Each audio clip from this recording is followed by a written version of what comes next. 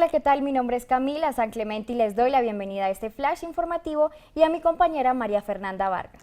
Gracias, Camila. Feliz de hacer parte de una nueva emisión de este flash informativo. ¿Qué tal si nos vamos con las noticias que le han dado la vuelta al Congreso esta semana? Se radicó en el Congreso reforma que busca mejorar las condiciones de la democracia. Importante discusión de cara al futuro energético del país se desarrolló en la plenaria del Senado. Se incrementó el presupuesto para los programas de inversión social que le apunta el gobierno nacional. Proyecto busca que los congresistas también se metan la mano al bolsillo para reducir los gastos del Estado. El Congreso le pone la lupa a los incrementos de las tarifas de energía a lo largo del país. ¿Qué tan viable es eliminar la dependencia del petróleo? Desde el Congreso se propone apoyar el acceso al crédito para que los colombianos con menos recursos no tengan que recurrir a los gota a gota. Desde la bancada del Pacto Histórico se propone la creación de lineamientos para el correcto actuar de sus integrantes. El Congreso del Cambio sigue trabajando por garantizar la anhelada paz para los colombianos. La Comisión de Paz del Senado prioriza la necesidad de proteger a los líderes sociales. Congresistas aclararon algunas dudas acerca de la futura reforma pensional.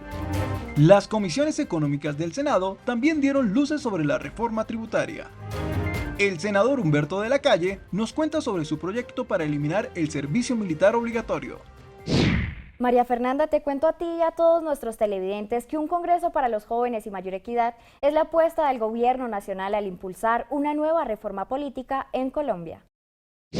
Después de la temporada electoral celebrada en el país, los colombianos quedaron con ansias de sumarse a la nueva ola de la política nacional. Fuimos los electores de un gobierno popular que tiene y merece, después de 200 años con los mismos politiqueros tradicionales de siempre.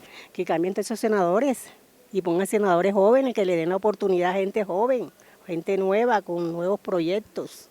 Actualmente, la Constitución señala que para ser elegido como senador debe contar con 30 años y para representante a la Cámara debe tener más de 25 años, lo que es un limitante para aquellos que con menor edad quieren llegar a los altos cargos del poder público. Desde el Gobierno Nacional se impulsó una nueva reforma con el que se pueda garantizar una real representación del pueblo colombiano, fortaleciendo la democracia nacional.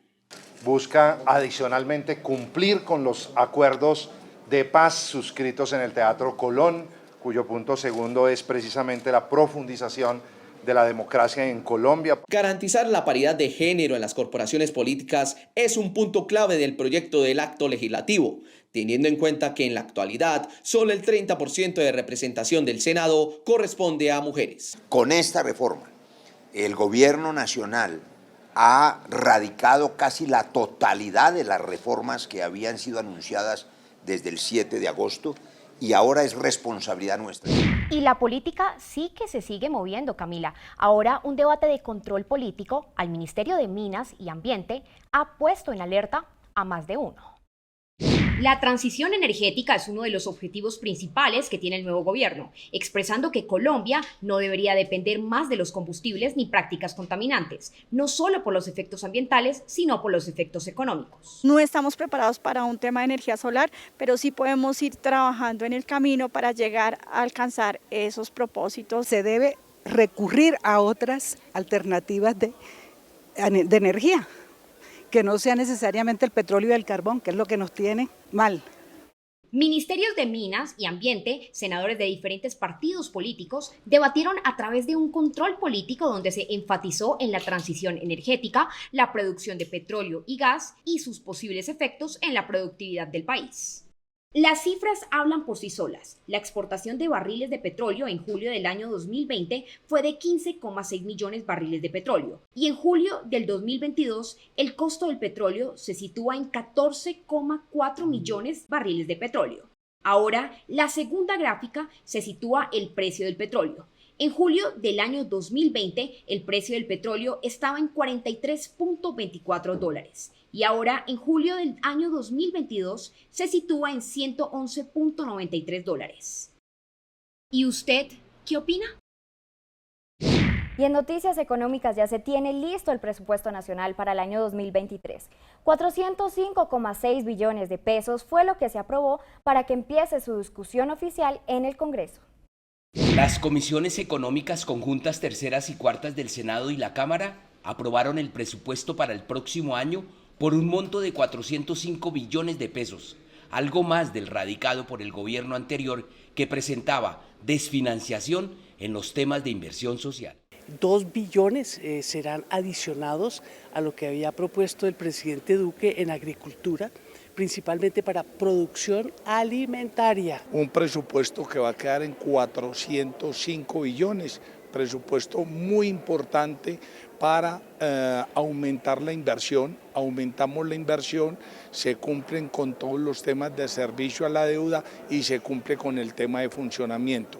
Ojalá podamos invertir en todo este gasto social que necesita este país para ir cerrando brechas, y ya hoy fue presentado el presupuesto con el nuevo monto, son 405.6 billones de pesos para la nueva vigencia, y obviamente que ahora pues entraremos a estudiar todo el articulado y todo lo que tiene que ver con este nuevo presupuesto.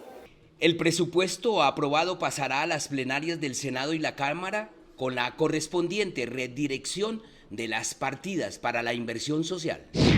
Camila, y un proyecto que modifica varios de los llamados privilegios económicos que tienen los políticos del país ha logrado lo que parecía imposible: una unión entre la bancada de gobierno y la oposición.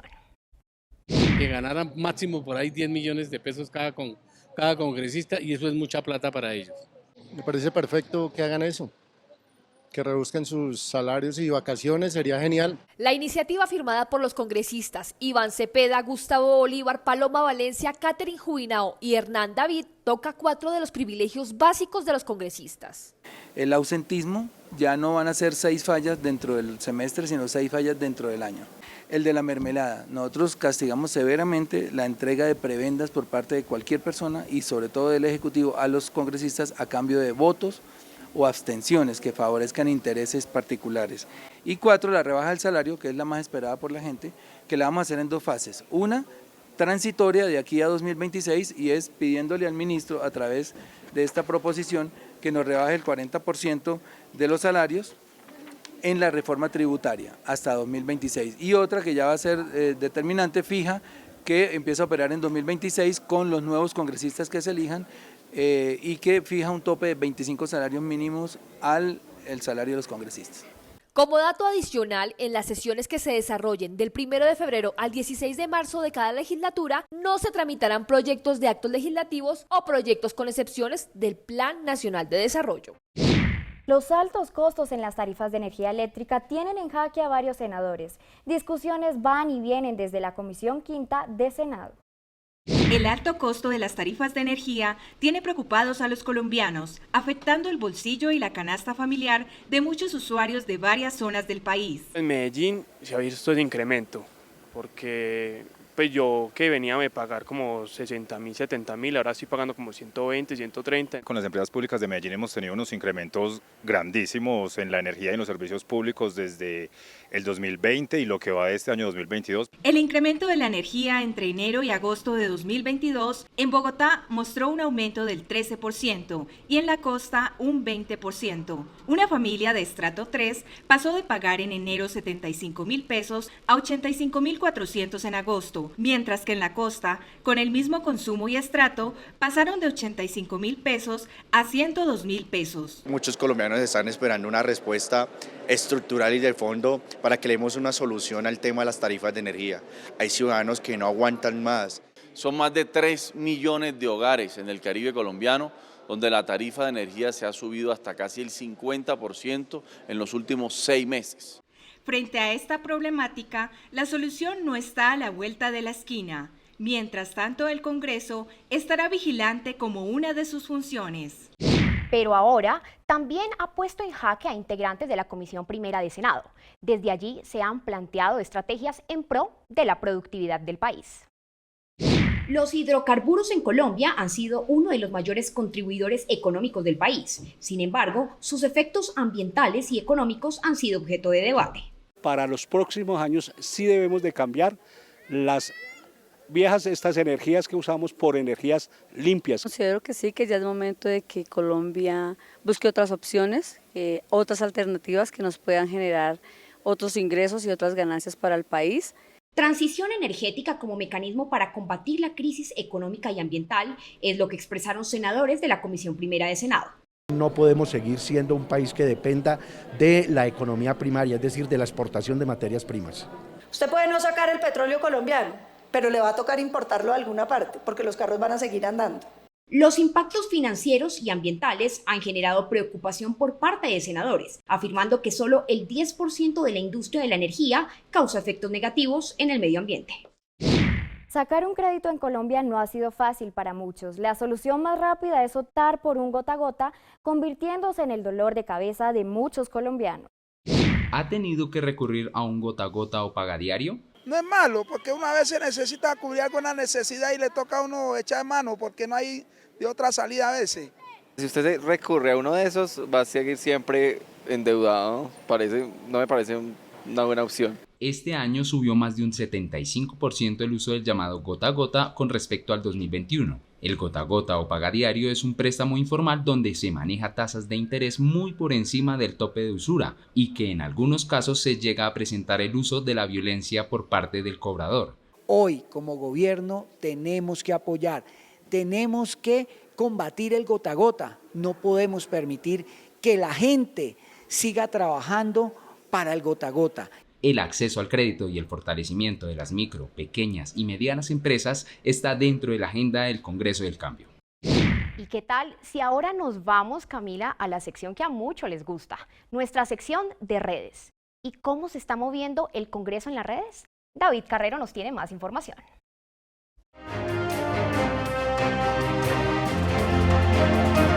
Bienvenidos a Flash en Redes. Preguntamos en redes sociales por la temática del día. ¿Considera que es necesaria una reforma pensional?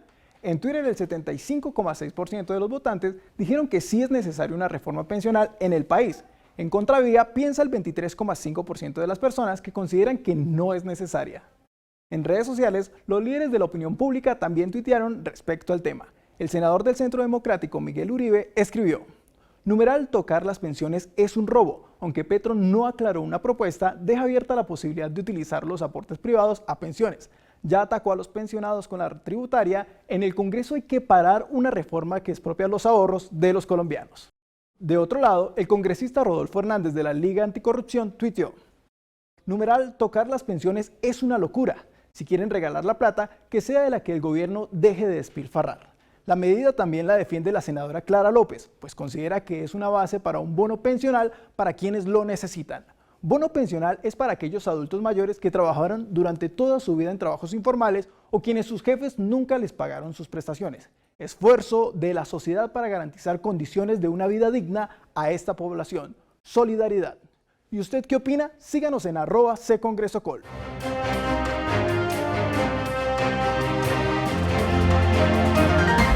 Una pregunta estuvo rondando esta semana en el Congreso. ¿Debería existir un código de ética para los congresistas?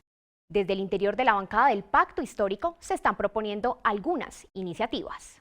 Yo no considero que sea necesario crear un código particular porque ya tenemos para eso mucha legislación al respecto y está pues ya completamente regulado. Lo que se tiene es que cumplir. Los representantes del Senado pues son autónomos en relación a que dentro del Congreso ejergan su labor como representantes y ahí hay unos códigos de intervención. La bancada del Pacto Histórico propone iniciar la construcción del código de ética que regiría a los congresistas. La idea es que como somos partidos nuevos no tenemos todavía un código de ética, es hacerlo, ponernos de acuerdo en cuáles serían las sanciones para este tipo de infracciones que han venido cometiendo algunos miembros del Pacto Histórico y salir adelante a, por ejemplo, a la Procuraduría o a la Comisión de Ética del Senado, que antes de que vengan sanciones de esos lados, nosotros también tengamos la capacidad de hacerlas al interior de los movimientos. Y como el ejemplo empieza en casa, esta bancada de gobierno hace un balance de su gestión y los retos encontrados en la misma. Pero estamos haciendo la tarea, presentando ya las reformas al Congreso, ya se presentaron varias, se siguen presentando proyectos de ley para transformar estructuralmente este país, algunas instituciones que no funcionan bien, como por ejemplo los mecanismos de elección de los entes de control. En las próximas semanas se continuarán radicando las reformas y proyectos a los que se comprometió el Gobierno del Cambio. María Fernanda, la paz total es un tema que le ha hecho poner la lupa a varios congresistas. La Comisión de Paz del Senado se puso al tanto y por medio de una carta le respondió lo siguiente. Respecto a las víctimas, no se le ha cumplido, no se le ha dado garantía a las víctimas en cuanto al acuerdo de paz. Por supuesto que está muy lento, pero es que con ese gobierno pasado, durante los 4 años no hizo sino torpedear el proceso y no cumplir los acuerdos, y al contrario se gastaron los recursos de la paz. Esto es lo que dijo el exalto comisionado para la paz Sergio Jaramillo en entrevista a un medio nacional. El gobierno de Petro está dejando huérfano el acuerdo de paz. Le recuerdo al comisionado que la política de implementación del acuerdo de paz es sustrato de la política de paz total y que ya hay algunos hechos que lo demuestran. Ya está designado el funcionario que va a hacerse cargo de la implementación, está surtiendo los procedimientos para formalizar el nombramiento que deben ser hechos por ley, pero ya hay una persona responsable. Segundo lugar, en un decreto que expidió el presidente de la República, encarga a la vicepresidenta Francia Márquez para que sea la encargada de llevar a cabo la implementación del capítulo étnico. Hemos puesto en funcionamiento un plan de emergencia para proteger la vida de los firmantes de la paz y también de lideresas y líderes sociales. Se aumenta el presupuesto del Ministerio de Agricultura para poder cumplir con la reforma rural integral, que es parte del primer punto del acuerdo. Como quien dice, con hechos es que se pretende demostrar su trabajo. Camila, te cuento que el respeto por la vida de los líderes sociales será tema esencial en la cumbre que se llevará a cabo desde la Comisión de Paz del Senado. El gobierno debe cuidar a los líderes sociales, colocándoles a su alrededor personas de alta confianza y que los protejan y les ayuden en sus ideas. Pues en el caso de los líderes sociales es más importante, ya que corren un riesgo muy grande en este momento. La defensa de los líderes sociales del país se está trabajando arduamente y hace parte de las prioridades del gobierno para lograr la tan anhelada paz total. La Comisión de Paz tomó la decisión de tener 2 agendas. Una agenda es acompañar, verificar la implementación del plan de acción para reducir el homicidio y la victimización a líderes y lideresas sociales. Para eso se escogieron 65 municipios y se está acompañando la implementación de las medidas. Y 2, acompañar una agenda humanitaria, de acuerdos humanitarios en las regiones del país. Se trata de una cumbre por el cese al fuego humanitario que busca estudiar, analizar e impulsar las iniciativas que permitan que el país supere aquellas situaciones que impidan la paz y la reconciliación. Cumbre humanitaria ahorita el 29 de septiembre, 29 y 30, que nos permita tener los mínimos, los cuales debe tener un acuerdo humanitario en el marco de las negociaciones de paz con el ELN. En esta cumbre humanitaria participan los funcionarios del Gobierno Nacional y delegados de los organismos de control de territorios golpeados por la violencia armada. En otras noticias, el tema de pensiones en Colombia ha sido definitivamente un tema que ha generado discusiones por parte y parte. Un titular de un periódico fue el detonante para una fuerte aclaración. Ante la sensación de titulares que advierten de una posible expropiación de pensiones, desde el Congreso se hace claridad sobre la reubicación de utilidades de los fondos privados de pensiones para que, en el redimensionamiento de Colpensiones, se proteja a los adultos mayores con mejores recursos y la economía del país fluya de mejor manera. De lo que se trata ahora es que la amplísima mayoría de colombianos que cotizan a los fondos privados y no adquieren pensión, pasen a hacerlo a Colpensiones. Y en Colpensiones sería básicamente lo mismo que los fondos privados. Es decir, esas platas se ponen a producir, pero en este caso a cargo de Colpensiones, fruto de todo lo cual, con recursos del Estado y de aquellos de Colpensiones en muy buen manejo, se le puede dar esos 500.000 pesos a las personas adultas mayores. Estamos estudiando el presupuesto y vendrá presupuesto adicional. Yo estoy proponiendo que reemplacemos deuda y que ese reemplazo lo pasemos a inversión, unos 6 o 7 billones de pesos, y en temas como estos podemos encontrar las partidas para el adulto mayor. Así es, Camila, y te cuento que tanto fueron las reacciones de este titular que integrantes de las comisiones económicas tuvieron que aclarar que esto del todo no era cierto. Desde el Congreso hacen claridad sobre el término de expropiar pensiones y se descarta un mico en la reforma tributaria que pretenda vulnerar un derecho adquirido según senadores de diferentes partidos políticos. No, y a nadie se le va a expropiar pensión, jamás. Lo que dice, propone la reforma tributaria es un gravamen para quienes devenguen más de 12 millones de pesos mensuales. Ese impuesto, que no es tampoco expropiador, es gradual, crecerá en la medida en que crezca la pensión. De manera pues que es muy peligroso hacerle un anuncio a los ciudadanos sobre mermarles la pensión, toda una vida de trabajo vía impuestos, toda una vida de responsabilidad vía impuestos. De verdad que asusta. Las pensiones las expropiaron hace años los fondos privados, que cogen el ahorro de los colombianos y no los pensionan. Simplemente les dan una partecita. Y en una noticia de interés público les cuento que el senador Humberto de la Calle estuvo con nosotros y nos contó el ABC sobre la posibilidad de eliminar el servicio militar obligatorio en Colombia. En que sea eliminado y obligatorio el servicio militar para los muchachos. En mi caso, mi hijo es paciente de alto riesgo y no soy, digamos, madre soltera o solo tengo un hijo. Y me parece que en estos casos sí debe estar de acuerdo. Hay muchos niños que no están en capacidad de prestar servicio y son obligados a hacerlo. Algunos de los argumentos que trae este proyecto son que el servicio militar es inequitativo, ya que la mayoría de los jóvenes que se presentan pertenecen a los estratos 0, 1, 2 y 3, que es un estado latente de riesgo para la vida de los soldados. Además, que quienes prestan el servicio militar no les pagan ni la mitad de un salario mínimo. Hay una infinita cantidad de servicios que un joven puede prestar y retribuirle así a la sociedad. Y en segundo lugar, mejorar las fuerzas militares. Y tercer punto, clave, para que no nos metamos mentiras, el servicio militar hoy es absolutamente discriminatorio. Casi el 80% de los jóvenes que prestan servicio militar corresponden a los estratos más bajos de la sociedad, mientras que nosotros concebimos este servicio social obligatorio para todos los jóvenes que le ayuden a la sociedad colombiana. Se espera que se pueda dar discusión legislativa sobre el desmonte del servicio militar obligatorio la próxima semana con la asistencia del ministro de Defensa, Iván Velázquez.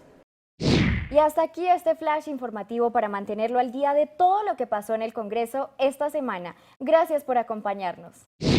Manténgase conectado a través de todas nuestras redes sociales. Y nos vemos en nuestra próxima emisión, aquí por el Canal Congreso.